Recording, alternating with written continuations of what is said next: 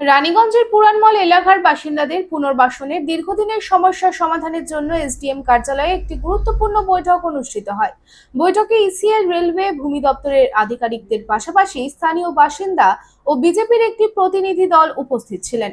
BJP Raniganj মণ্ডল 1-এর সভাপতি শামশের সিং এবং সহসভাপতি শতাব্দী চ্যাটার্জি বাসিন্দাদের কথা তুলে ধরেন এই বৈঠকের পর বিজেপি রানীগঞ্জ মণ্ডল 1-এর সভাপতি শামশের সিং জানান, পুরানমলে ৮০টি পরিবার রয়েছে যাদের পুনর্বাসন নিয়ে আলোচনা হয়েছে এবং আলোচনা অত্যন্ত ইতিবাচক ছিল।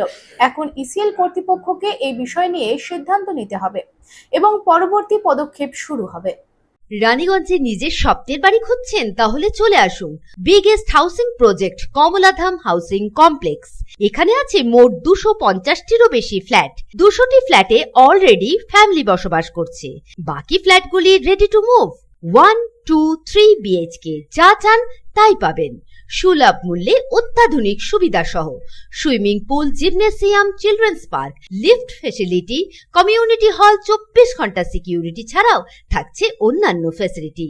ন্যাশনাল হাইওয়ে থেকে মাত্র 400 মিটার দূরে, near Ganesh Dham housing complex, Jiradanga, Searsole, Raniganj. Contact number 7719356476।